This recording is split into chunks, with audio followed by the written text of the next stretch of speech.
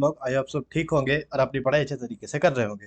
तो आज हमने क्या बेसिकली क्या सोचा है कि हम जो अपने मैथ है यानी कि मैथमेटिक्स का पोर्शन है, मैथमेटिक्स के पोर्शन के सारे चैप्टर के हम फॉर्मूले लिखेंगे, सारे इंपॉर्टेंट फॉर्मूले लिखेंगे और फॉर्मूला वाइज उनका रिवीजन कर लेंगे। मैथमेटिक्स के सारे चैप्टर का हम फॉर्मूला वाइज रिवीजन करेंगे, ये हमारा आज का टारगेट है। सबसे पहला है हमारा चैप्टर है रेशियो। रेशियो क्या होता है? Ratio basically it is a comparison. Ratio जो होता है बेसिकली एक कंपैरिजन होता है। It is a just a minute. Ratio basically क्या होता है? It is a comparison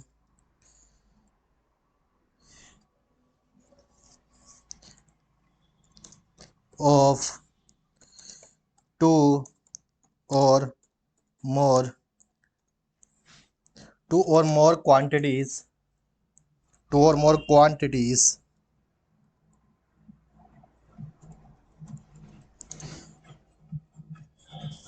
of same kind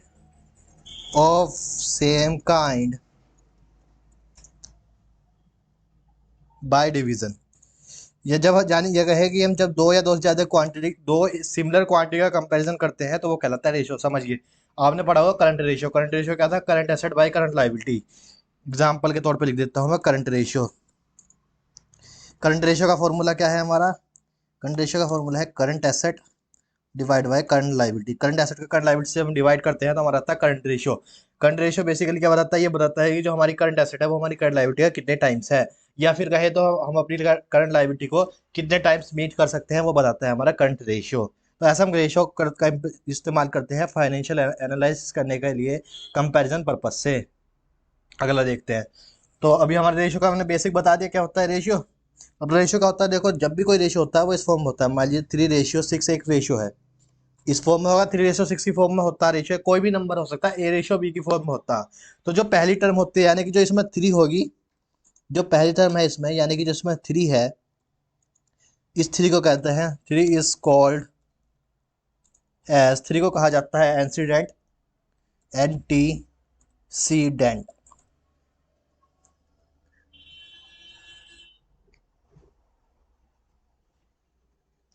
ठीक है ना। तो पहली टर्म जो होती है इसे कहते हैं एंटीसीडेंट। ये एंटीसीडेंट की थोड़ी स्पेलिंग मुझे लग रहा है, एक सेकेंड, ई आएगा ना, है एंटीसीडेंट। और जो दूसरी टर्म होती है यानी कि हमारे एग्जाम्पल में जो दूसरी टर्म है जो है 6, एंड सेकेंड टर्म यानी कि जो 6 है उसे कहते हैं कॉन्जिक्वेंट। कॉन्जिक्वेंट। तो पहली टर्म को कहते हैं इंसिडेंट, दूसरी टर्म को कहते हैं कॉन्जिक्वेंट, ठीक है ना। रेशियो हम पढ़ चुके हैं, रेशियो क्या होता है, उसकी पहली टर्म को कहते हैं, दूसरी टर्म को क्या कहा जाता है। कुछ रेशियो होते हैं। सबसे पहले होता है डुप्लीकेट रेशियो। डुप्लीकेट रेशियो का एग्जांपल देख लीजिए आप मेरे साथ फटाफट। मान लीजिए एक रेशियो है 3:6, एक रेशियो है 3:4 ले लीजिए। चलिए 3:4 एक रेशियो है। इसका डुप्लीकेट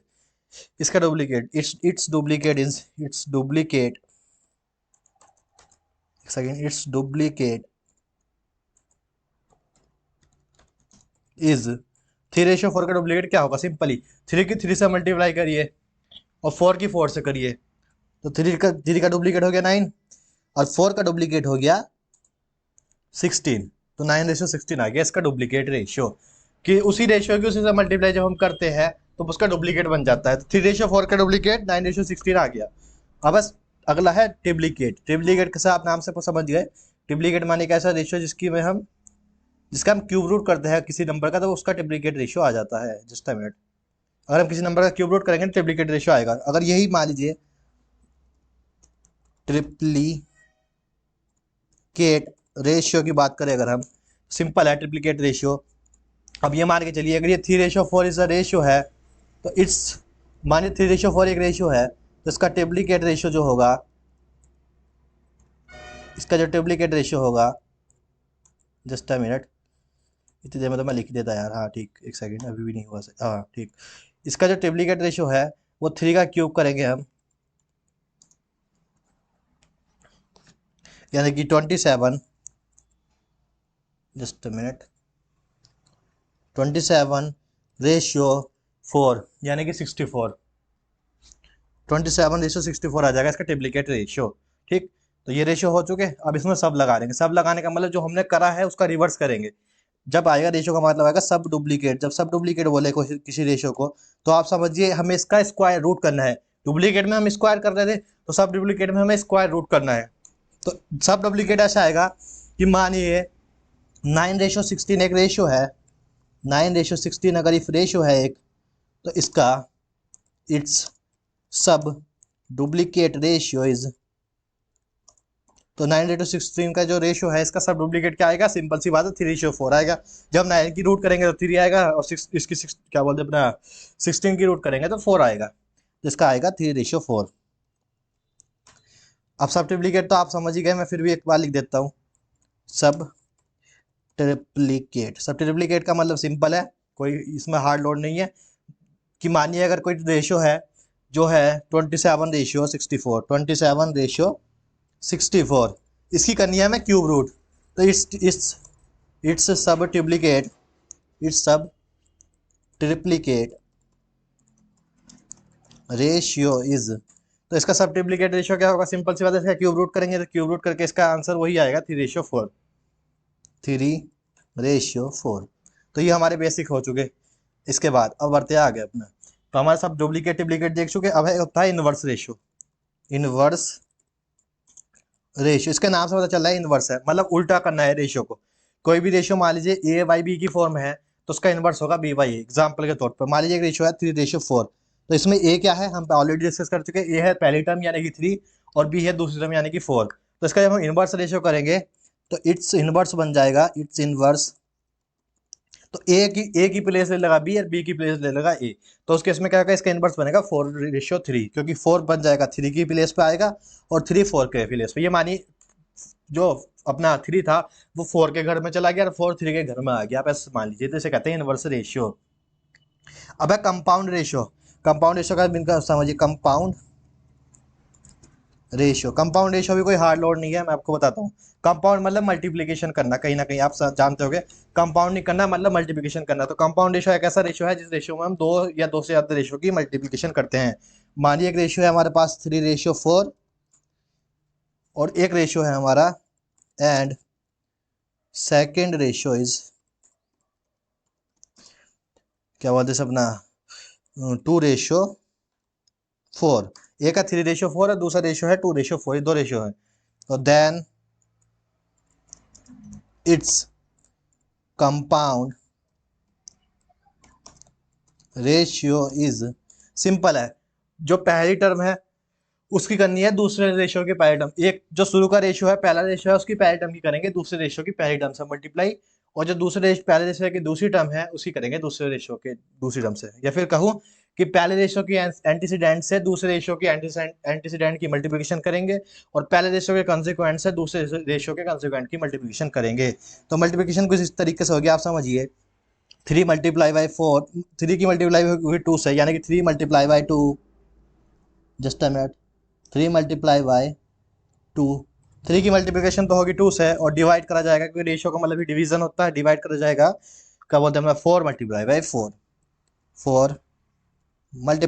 4 तो 3 × 2, 4 × 4, इसका और सिंप्लीफाई करेंगे तो कितना आएगा, 3 2 जा 6 और 4 4 जा 16, तो 6:16। तो आप समझ चुके कि 3 की 2 से करी और 4 की 4 से करी, तो 3 2 जा 6 और 4 4 जा 16, तो 6:16 आ गया हमारा कंपाउंड रेशियो। कंपाउंड रेशियो कुछ नहीं होता, 2 रेशियो की मल्टीप्लिकेशन करके आता है हमारा कंपाउंड रेशियो। अगला रेशियो देखते हैं हम फटाफट। अगला रेशियो है हमारे पास कंटिन्यूस रेशियो। कंटिन्यूस रेशियो क्या कहता है समझिए,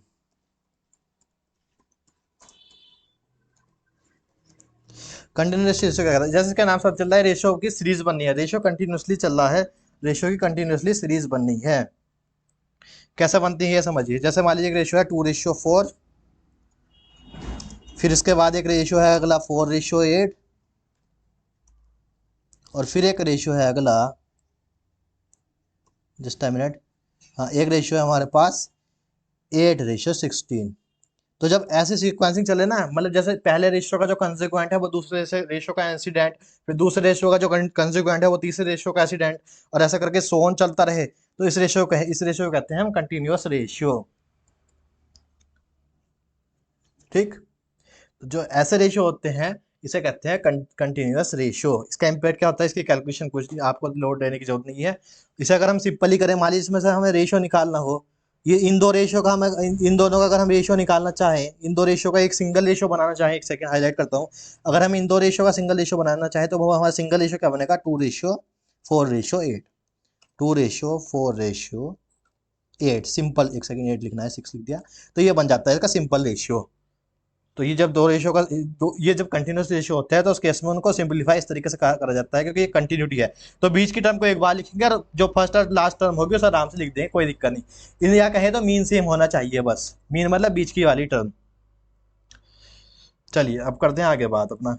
और अब हमारा आप समझिए ग्रेटेस्ट इनइक्वालिटी और स्मॉलेस्ट इनइक्वालिटी एक आखिरी कॉन्सेप्ट होता है आपके रेशियो के अंदर, इसके बारे में अपना प्रोपोर्शन की बात करेंगे।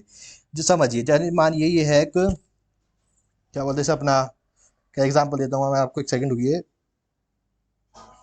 मान लीजिए एक रेशियो है 3:2, ठीक।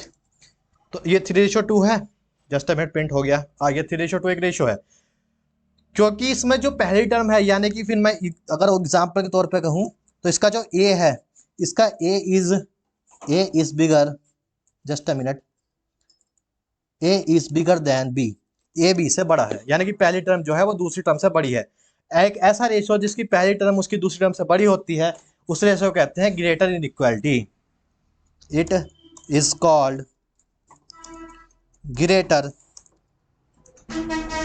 इनइक्वालिटी। एक ऐसा रेशियो जिसकी पहली टर्म उसकी दूसरी टर्म से बड़ी होती है, उसे कहा जाता है ग्रेटर इनइक्वालिटी। कि ये ग्रेटर इनइक्वालिटी क्यों, क्योंकि इक्वल नहीं है, क्यों तो, लेकिन अभी क्या है, पहली टर्म ग्रेटर है तो इसलिए कह रहे हैं ग्रेटर इनइक्वालिटी। और एक बात समझ लीजिए आप, अगर रेशियो उल्टा होता है, रेशियो होता है इसका 2:3 होता, जस्ट अ मिनट, ये 2:3 होता, तो इस केस में क्या है, इस केस में ए जो है वो बी से स्मॉलर हो गया, इसीलिए इसे कहा जाएगा, इसीलिए इसे कहा जाएगा laser inequality, laser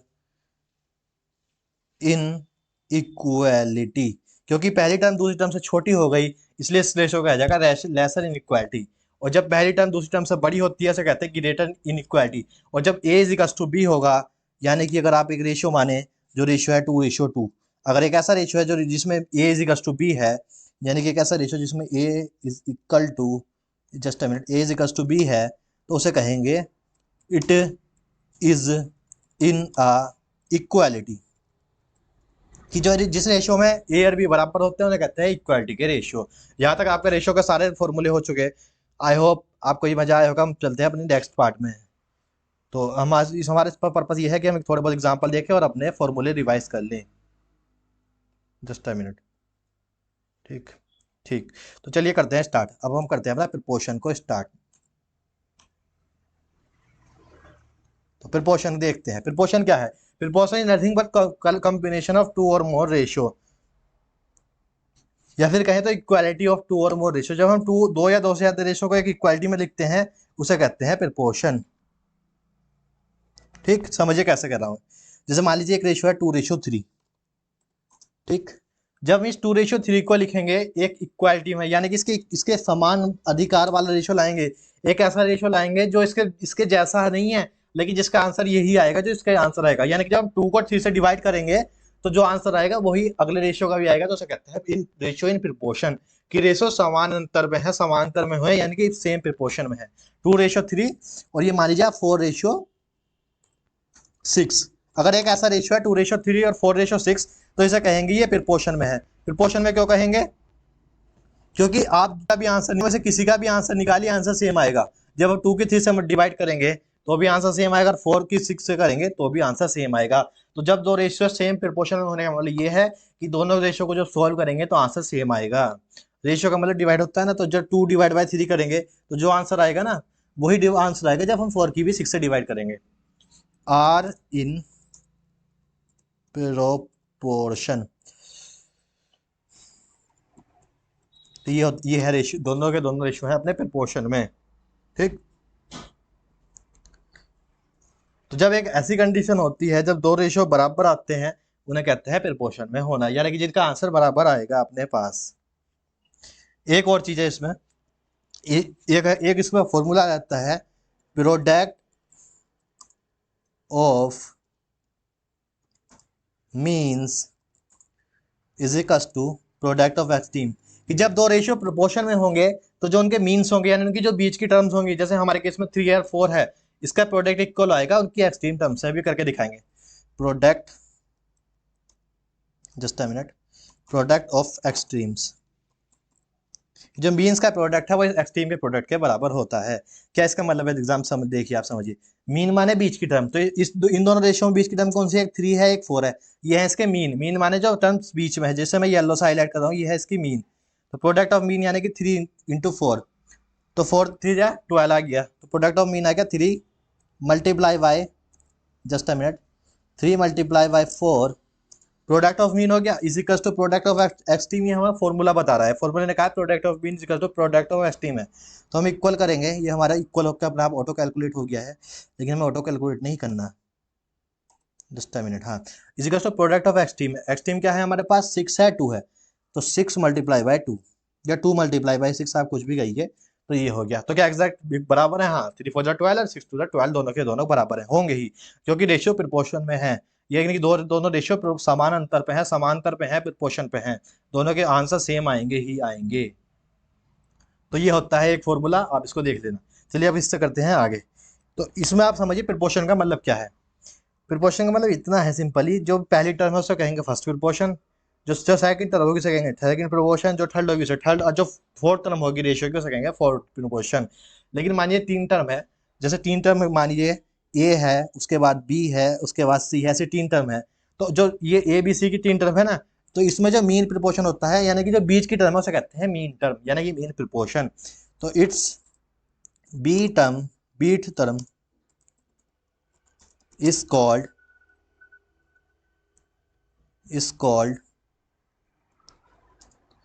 means proportion। तो जो उसकी बी टर्म होती है इसे कहते हैं मीन प्रिपोर्शन, क्योंकि ये बीच में इसलिए इसे कहा जाता है मीन। तो मीन प्रिपोर्शन निकालने का एक फॉर्मूला है, तो ये इंपॉर्टेंट है क्योंकि इस पर क्वेश्चन आते हैं, आप देख लीजिएगा। इसका आप देखिएगा नहीं, मतलब मैं बता रहा हूँ आपको क्या होता है। इसका फॉर्मूला होता है बेसिकली बी स्क्वायर होता है, तो बी का स्क्वायर करते हैं हम, B square is equals to, just a minute, 2 बार स्क्वायर आ गई, 2 आ गई, B square is equals to 2ac, तो B square is equals to 2ac, इसका एक फॉर्मूला होता है, आप देख लीजिएगा। ठीक, इसके बाद देखते हैं अपना आगे।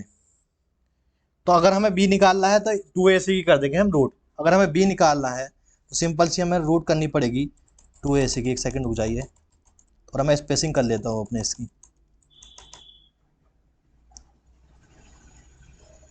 ठीक, तो अगर हमें इसका वो करना है तो सिंपल कैसे हम क्या करेंगे आप समझिए। तो अगर हमें इसकी रूट वो करना है तो हम क्या करेंगे, हम कहेंगे कि बी है, बी सिंपल से हमारा आएगा अंडर रूट ऑफ, क्योंकि स्क्वायर दूसरी तरफ जाकर रूट बनेगा 2,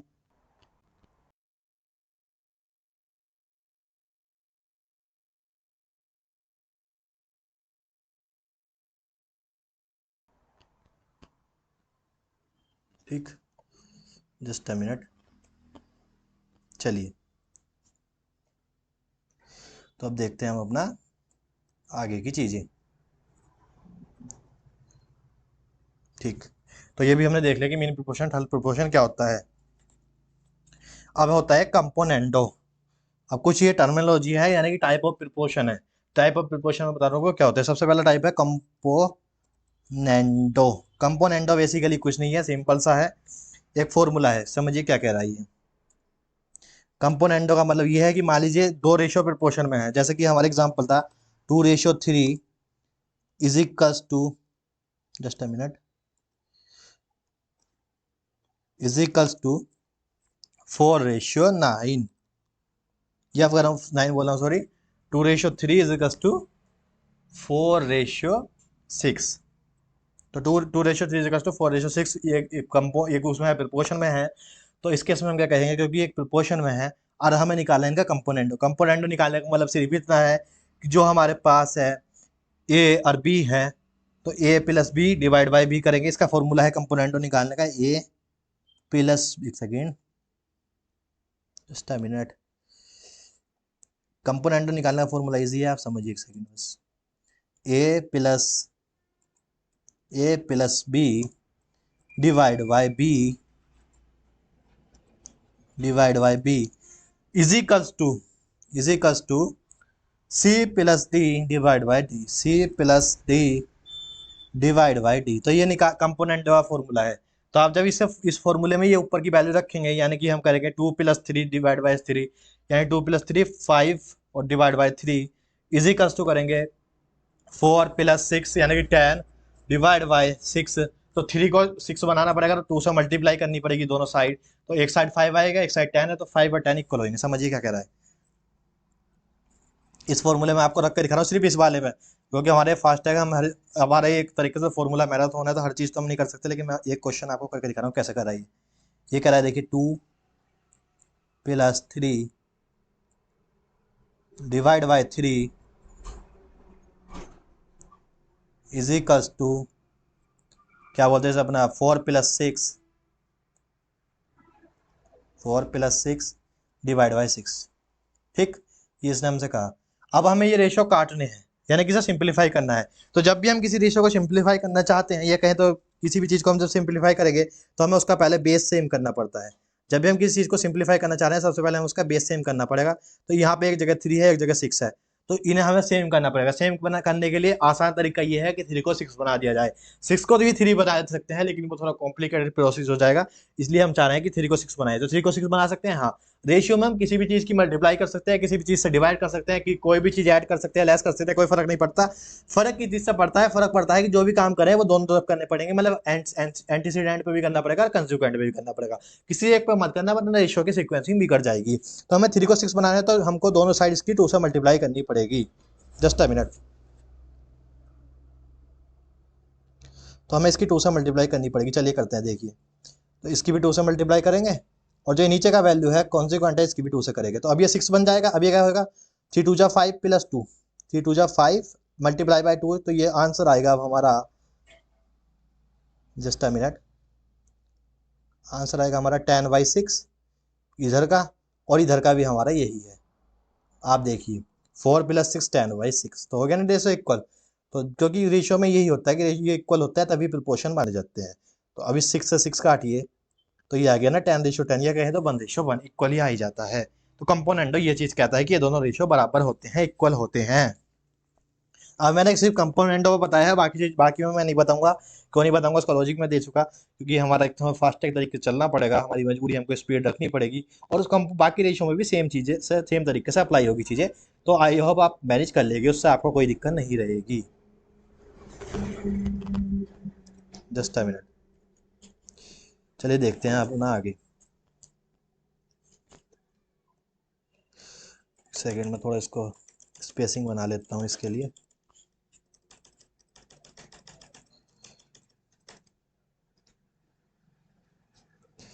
आई होप आपको ये रिवीजन अच्छा लग रहा होगा।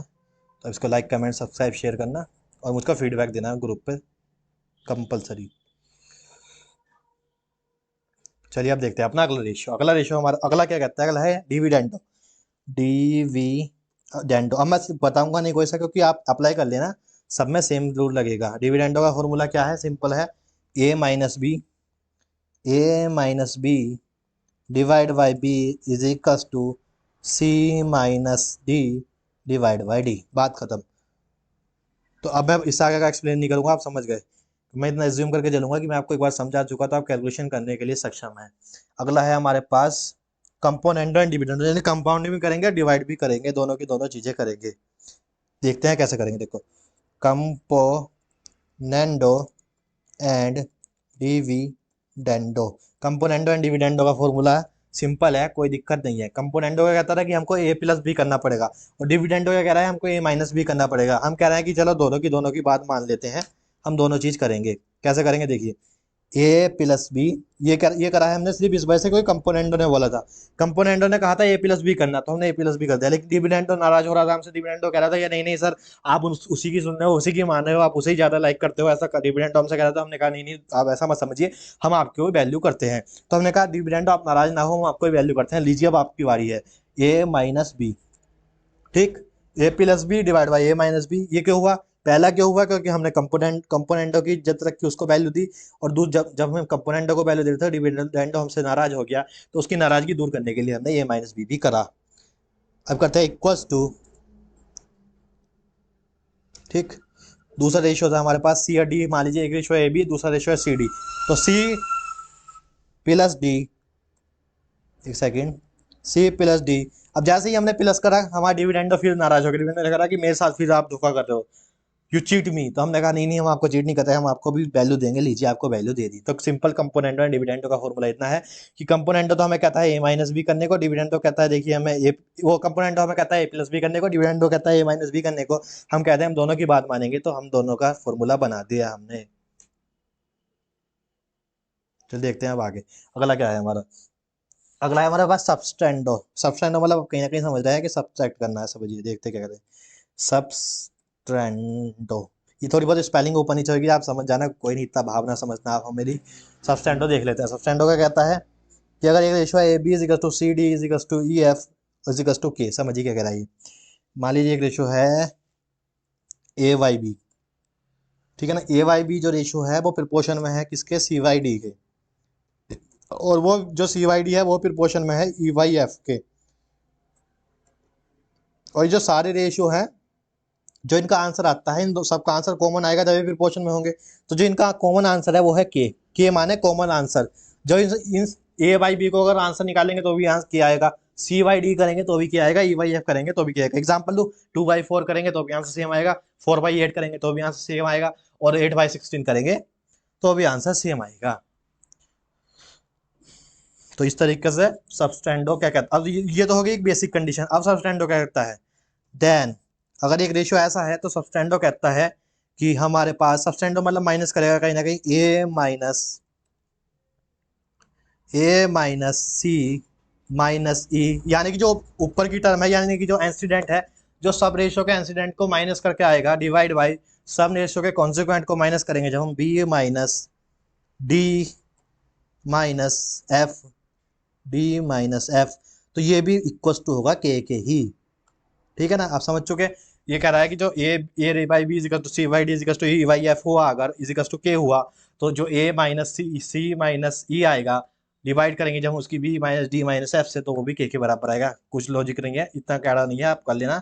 एग्जाम्पल कोई सा भी ले लेना, 2/4 तो आंसर आएगा 2, 4/8 तो भी 2 आएगा, 8/16 तो भी 2 आएगा। तो इसके में कह रहा है 2 - 4 - 8 करेंगे जब हम, तो उसका जो आंसर आएगा माइनस में ही आएगा समथिंग, लेकिन ये तो निगेटिव हो जाएगा ना। नहीं नहीं, 2 - 4 तो हो गया, मतलब माइनस का 2, वो 2 - 4 हो गया तो माइनस का 2 आ गया, और फिर उसमें से 8 करेंगे तो माइनस का 10 आएगा। तो माइनस का 10 और डिवाइड बाई जब उसके नीचे करेंगे तो आप देखना आंसर सेम आएगा, माइनस से माइनस कट जाएगा, आंसर सेम आएगा, हर एक केस में आंसर सेम आएगा। आप कर लेना, कोई दिक्कत नहीं है। अब है अल्टरेंडो। अल्टरेंडो अल्टरेंडो क्या कह रहा है, अल्टरेंडो ने भी कहा कि अगर ये वाली कंडीशन सेटिस्फाई हुई, कौन सी वाली कंडीशन, अल्टरेंडो कह रहा है कि अगर ये वाली कंडीशन सेटिस्फाई हुई, यानी कि अगर एक रेशियो हुआ जो A ratio V is equal to C ratio D की टर्म में है, एक प्रिपोर्शन है, is equal to C ratio D, कि A ratio B is equal to C ratio D है, तो उस केस में अल्टरेंडो क्या कहता है, देन अल्टरेंडो ने कहा था कि आप क्या करिए, आप टर्म को बदल सकते हैं। टर्म को बदलने का मतलब बेसिकली इतना है कि आप A by C is equal to B by D भी कर सकते हैं। आप A divide by A ratio A by C करेंगे, ए डिवाइड वाई सी करेंगे, तो वो भी इक्वल आएगा बी डिवाइड बाई डी के। मतलब आपने टर्म्स को बदल दिया, बी डिवाइड बाई डी के, बी डिवाइड ही कर देता हूँ, रेशियो का मतलब भी डिवाइड ही होता है, लेकिन आप ऐसे मानिए। तो अगर एक रेशियो है 2/4 और दूसरा है हमारे पास क्या बोलते हैं 4/8, ऐसा मान लीजिए, एक रेशियो है 2/4 और दूसरा रेशियो है हमारे पास 4/8, तो उसमें क्या होएगा, क्या बोलते हैं सब ना, 2 डिवाइड बाई जब हम करेंगे, क्या बोलते हैं सब ना, 4, एक रुकिए मैं एग्जांपल दे देता हूँ, इसका कंफ्यूजिंग होएगा। एक रेशियो है हमारे पास 2/4, ठीक, और दूसरा रेशियो है हमारे पास 8/16। एक रेशियो है 2/4, दूसरा रेशियो है 8/16। तो इनका क्या कहता है, क्योंकि ये इक्वल कहीं ना कहीं इसका ये उसमें है, क्या बोलते हैं अपना प्रोपोर्शन में है, तो इसमें क्या होगा, 2 की डिवाइड बाई जब हम 8 से करेंगे, 2 की डिवाइड बाई अगर हम 8 से करें तो उसका भी आंसर इक्वल आएगा जो हम 4 की डिवाइड बाई 16 से करेंगे, जो 4 की डिवाइड बाई 16 से करेंगे। करके देखिए, 2 को 8 से करेंगे तो कितना आएगा 0.25 आंसर आएगा, और 4 को 16 से करेंगे तो भी 0.25 आएगा, यानी कि 1/4 आंसर ही आएगा। तो क्योंकि ये पूरा पूरा मैच कर रहा है, एकदम वैलिड है, एकदम फर्स्ट क्लास है।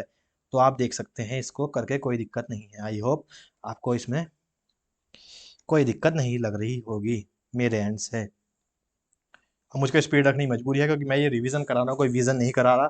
तो मैं ये मान के चल रहा हूँ कि आपने ये सब चीजें पढ़ी हैं। अगला इन्वर्सेंडो, इन्वर्सेंडो, सेंडो बोला सॉरी, टेंडो, इन्वर्टेंडो। ये भी इजी है, इसमें कुछ नहीं, कोई हार्ड रॉकेट नहीं है, इजी है। इन्वर्टेंडो क्या कहता है बेसिकली, कि अगर मान लीजिए A V equal to C D है, कि मानिए अगर ये वाली कंडीशन हो गई, यानी कि कहें हम अपना कि हमारी कंडीशन है, जस्ट अ मिनट,